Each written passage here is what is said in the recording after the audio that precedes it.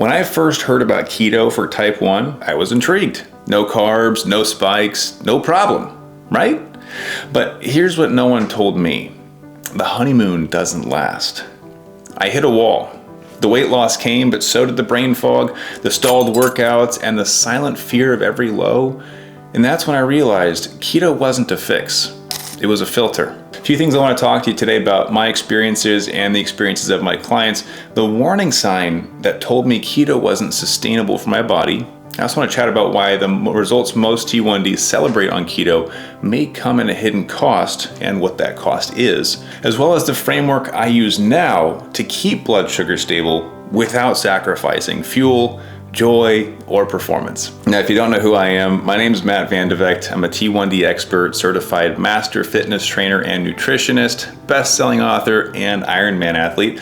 And this is the real story behind keto, the results I got, and what I now coach my clients to do instead for sustainable freedom. Now, if you want the full system I use to help my clients stabilize blood sugars with food freedom, comment food formula to check out my book.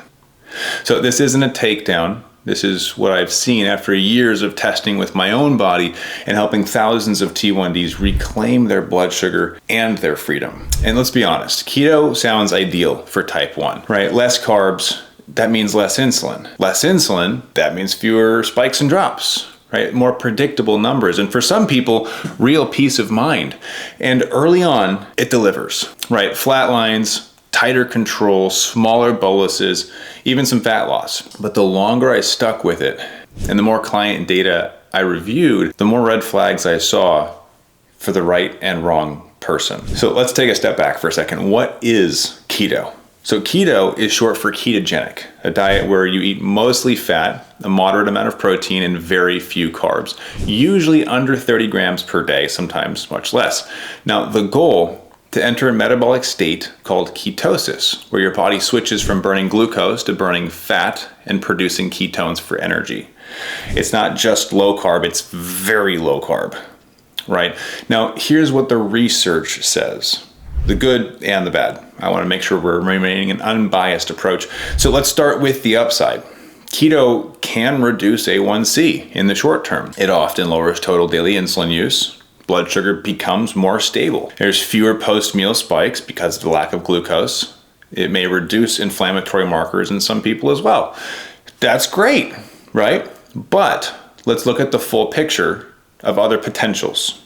Keto depletes glycogen, your emergency glucose tank. That means that low blood sugars can take longer to correct, but it also shows that when we have low blood sugars, the correction we take of glucose is slowed in digestion from the high-fat diet because fat in our diet slows down digestion. It's called a delay of gastric emptying or a slowing of the stomach contents digesting through and getting into your small intestines. So that means that low blood sugars do take longer to correct. It also has LDL cholesterol impact. It tends to rise for some dramatically. Even if A1C looks great, cardiovascular risk may go up. Notice I'm saying may for the pros and the cons. It's because these truths are not universal. There's, from my understanding and studies, a lack of generally accepted black and white research on this topic because we are all so different. Some studies show a drop in thyroid hormone, especially T3, which can lead to low energy, fatigue, and even depression. Cortisol, your stress hormone, can increase, especially in active individuals. And here's the big one. Most people can't sustain keto long term. The dropout rate in clinical keto studies is often over 80% within 6 to 12 months. And for me, that level of restriction, I didn't even last 6 months. I quit much earlier than that because it is so restrictive and it gets in the way of family events and it's quite difficult to follow. Some people, though, can stick to it. My hat goes off to you. It requires insane discipline to say no to any fun foods that you used to eat that have carbs in them, right? So here's what started happening to me. I was training hard, lifting, running, pushing for performance. You heard me say in the beginning that I am an Ironman athlete.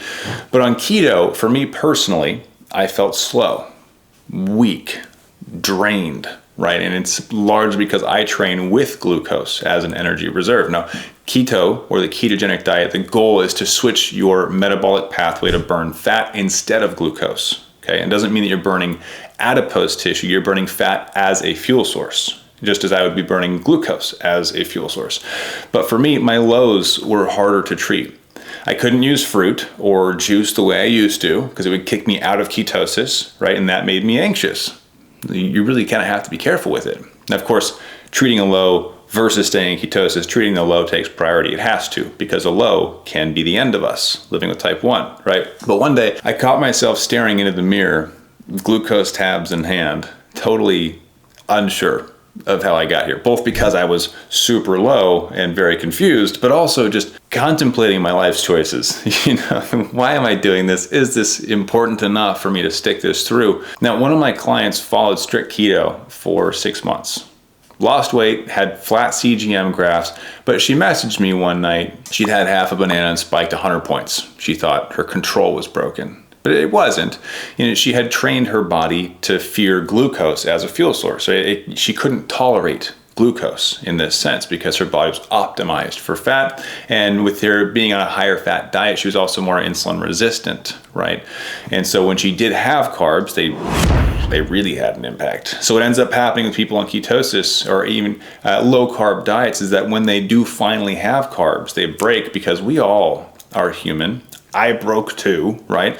But when we experience that night out, we go out to have carbs, the carbs that we've been scared of this entire time, those carbs destroy us, right? And we think, oh, carbs are the devil, carbs are the enemy, because we associate carbs with the spike in glucose, which there is some truth behind, right? Carbohydrates are the fastest source of fuel. They will impact blood sugars the fastest, but the spike doesn't mean they're bad. It just means you didn't have the right strategy and your body wasn't optimized for carbs.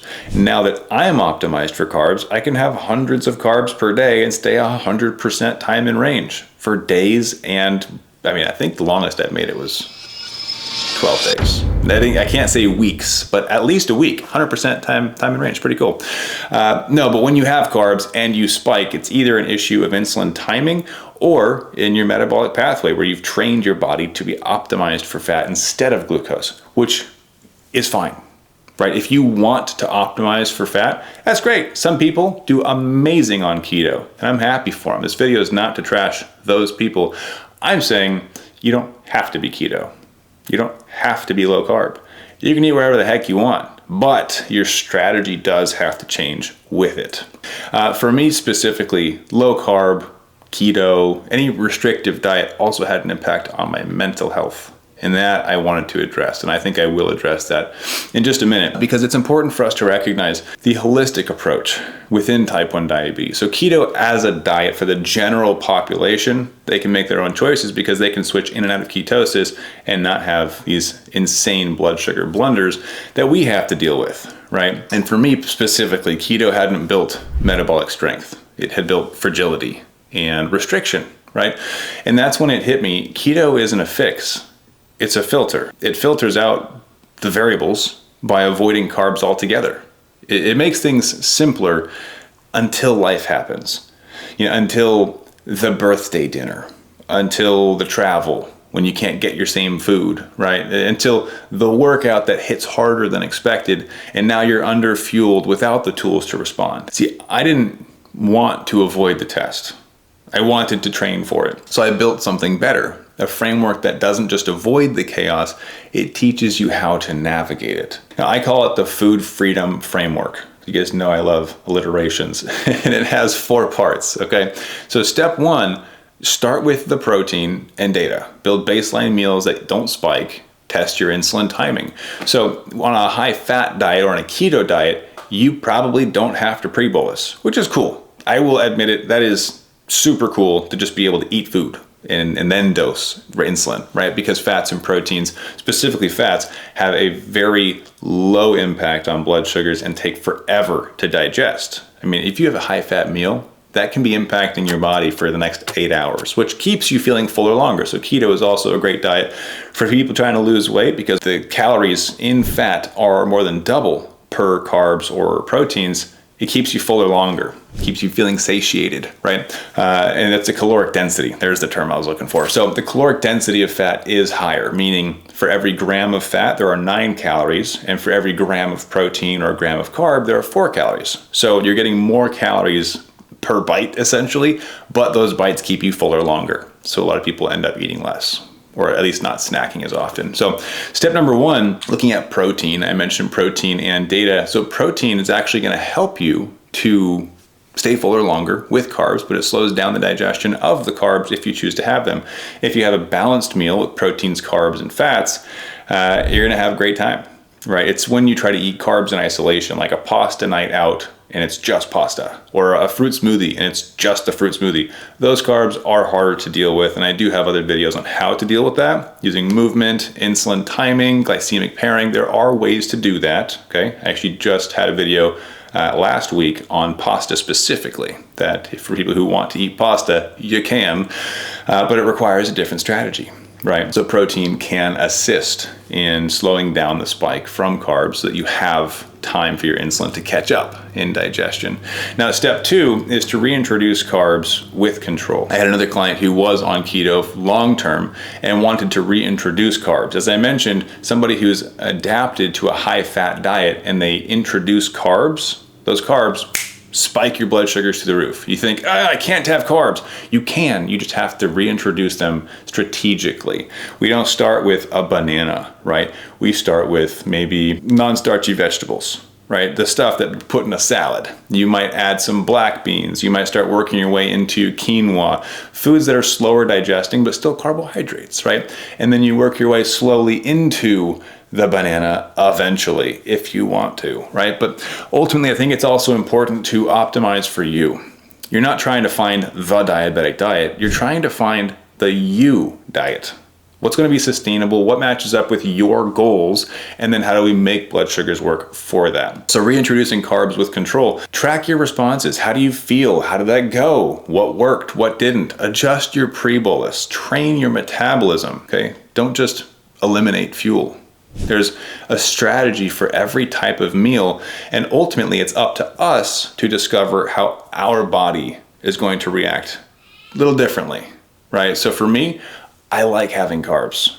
I like having options. I like having flexibility within my diet plan, and I hate calling it a diet plan, but within my meal structure, right? Because I like to have options to go out with family. So I optimized for flexibility. Speaking of, step 3 is to train for flexibility.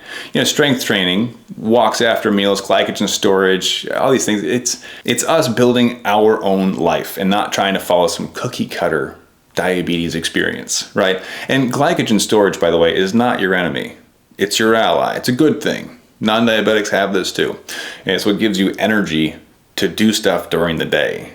Energy is a good thing. Now, step 4 is to build a relationship with food, not rules. And I used to laugh at this phrase. I know a few dietitians that talk about your relationship with food. I'm like, what am I trying to date it? I'm just trying to eat it and get it over with. That's not a relationship. If anything, that's like a one-night stand.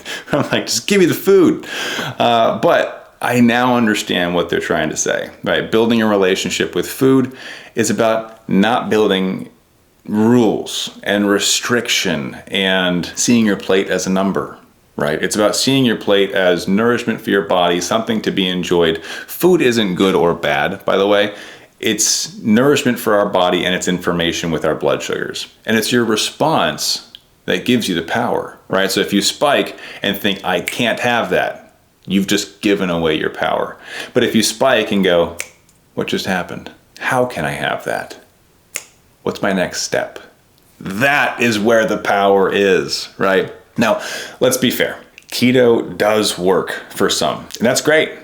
Okay, it works for people with epilepsy, which is actually where the diet was founded and created for. They found people who went on keto had massive success with epilepsy, so that's where it got its start. People also noticed that when an epileptic went on the keto diet, they lost a bunch of weight, and everyone else was like, hey, I want to lose weight, I'm going to go keto. It got really popular recently. Now, it's also good for certain neurological conditions. And as a short-term reset, Sure. People ask me, what's the advice you'd give to a newly diagnosed diabetic? I wouldn't tell them keto, but I might say low carb is a good way to start for the first couple of weeks just to get your bearings, right? But the biggest question that I ask people who move towards keto or low carb while living with type 1 diabetes is to ask them if that decision was rooted in fear or uncertainty or anxiety. So if you're telling me that you just hate carbs and you love the keto diet, awesome. That's for you. You found the best diet for yourself. But most people that I've met actually enjoy carbs and they go on keto and they feel sad. And they're like, all right, I'm doing this for my health, which is such a bummer that people believe that. Sure, it can be healthy if you don't know anything about type 1 diabetes and you're like, I'm just going to limit the variables that are at play here, and you choose not to learn about your type 1, that's probably the best option, right? Because otherwise you're going to die. But if you're willing and able to put some effort in, I want you to understand that flexibility can be achieved. So if you're making decisions out of fear, that should be your hint that you're going in the wrong direction. And again, for a short-term reset with blood sugars, sure, dropping down into low carb can be super helpful, right? But for the average type 1, especially the active ones, keto is a short game and it often backfires. I'd rather fuel flexibly than live in fear. And if this resonates and you want the full food freedom framework that I use with my clients to stabilize blood sugar without restriction or anxiety, drop food formula in the comments. I'll send you a free chapter from my book and a starter guide to help you build blood sugar control with freedom, not fear. In the next video, I'm breaking down the exact insulin timing strategy I use for high carb meals like rice, pasta, or pancakes. I actually eat pancakes a lot. They're kind of my favorite. And yes, my CGM still stays flat. Because carbs aren't the enemy. Confusion and misinformation is. Let's end the fear. Let's build mastery. And I'll see you in the next one, and keep up the fight.